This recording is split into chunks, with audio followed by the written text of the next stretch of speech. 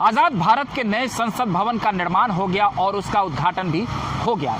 देश की तमाम विपक्षी पार्टियों ने हालांकि इसका जोरदार तरीके से विरोध भी किया। नमस्कार, मैं हूं आशुतोष और आप देख रहे हैं टेलीकास्ट न्यूज।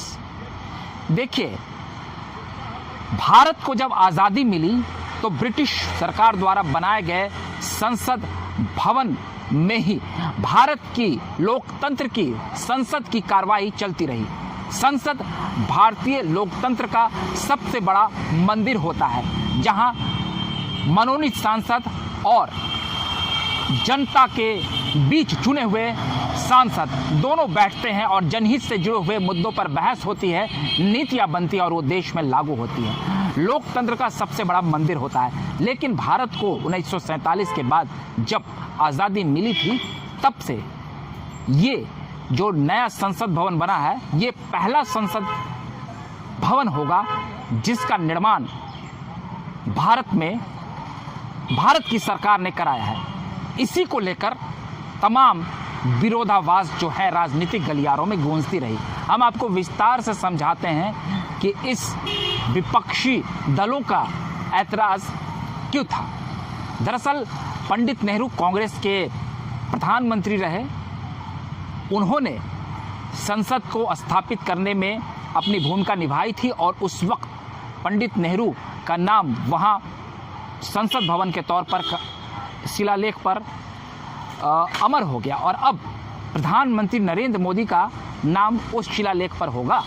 इसीलिए तमाम विपक्षी पार्टियां जोरदार तरीके से हमलावर थी और वो हंगामा मचा रही थी कि इसका उद्घाटन राष्ट्रपति द्रौपदी मुर्मू से कराया जाए। ये और बात है कि विपक्षी पार्टियां कह रही थी कि वहाँ पर प्रधानमंत्री नरेंद्र मोदी का नाम भी होगा, लेकिन ये बात सत्य है कि जब राष्ट्रपति आती और उपराष्ट्रपति आते तो उस वक्त प्रधानमंत्री नरेंद्र मोदी का जो नाम है वो शिलालेख पर शायद नीचे आ जाता।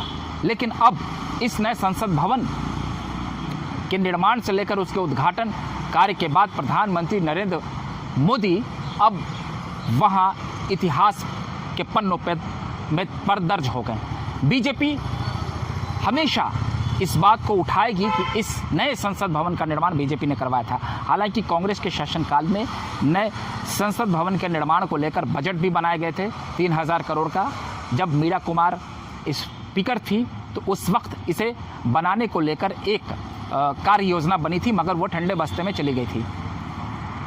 भारत में 2026 तक नए संसद भवन के निर्माण को लेकर एक समय सीमा तय की गई थी। हाल के दिनों में कांग्रेस के कद्दावर नेता जो पार्टी छोड़ चुके हैं, गुलाम नबी आज़ाद, उन्होंने भी एक साक्षात्कार में ये कहा था कि इस नए संसद भवन के निर्माण को लेकर कांग्रेस ने भी कार्य योजना बनाई थी और 90 के दशक में जब पीवी नरसिम्हा राव की सरकार थी तो उस वक्त भी इस पर चर्चा चली थी। इसका मतलब नया संसद भवन जो बना है वो इतिहास के साथ किसी तरीके से छेड़छाड़ नहीं है, इसे बनना ही था।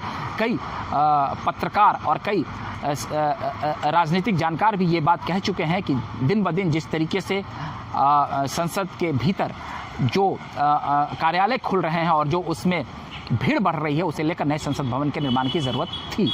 और ये एक बहुत ही ऐतिहासिक मौका रहा रविवार को जब नए संसद भवन का उद्घाटन हुआ। हालांकि विपक्ष ने जिस तरीके से अपना विरोध दर्ज किया, वो निश्चित तौर पर उसने लोकतंत्र को शर्मसार किया। अब ज़रा देखिए कि प्रधानमंत्री नरेंद्र मोदी ने गलत किया या सही किया। देखिए, वो एक प्रधानमंत्री हैं और वो एक राजनीतिक कार्यकर्ता के तौर पर उन्होंने अपनी राजनीति शुरू की थी और धीरे धीरे वो प्रधानमंत्री की कुर्सी तक पहुंचे।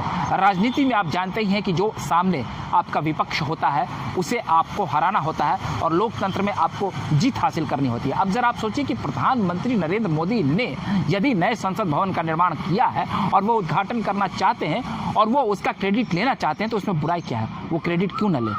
अक्सर कोई भी राजनेता जो होते हैं वो कोई भी निर्माण कार्य करते हैं तो वहाँ शिलापट्टी पर उनका नाम होता है, वो उसका क्रेडिट लेते हैं।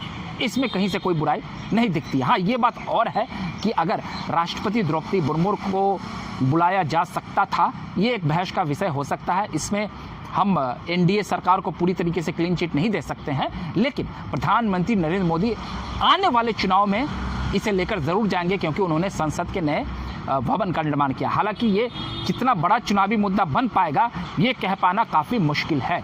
लेकिन जितनी भी देश की 20 विपक्षी पार्टियों ने इसका बहिष्कार किया, निश्चित तौर पर उसने लोकतंत्र को शर्मसार किया है। और अब बिहार की जदयू पार्टी ने राज्यसभा में उपसभापति जो हरिवंश हैं उनको आड़े हाथों लिया है, क्योंकि वो संसद भवन के उद्घाटन कार्य में चले गए थे। जदयू ने अपने किसी भी सांसद को न जाने की नसीहत दी थी। तो जदयू से जुड़े हुए राज्यसभा के उपसभापति हरिवंश अब निशाने पर हैं। जदयू के प्रवक्ता नीरज कुमार ने उन पर जोरदार हमला बोला है। उन्होंने कहा है कि उन्होंने अपनी लेखनी और पत्रकारिता को बेच दिया, उन्होंने अपना ज़मीर बेच दिया। पार्टी उन पर तर्क संगत कार्रवाई करेगी। वहीं राजद ने भी इस पूरे मामले पर अपने बिगड़े बोल जग जाहिर कर दिए हैं, जिसने देश को शर्मसार किया है।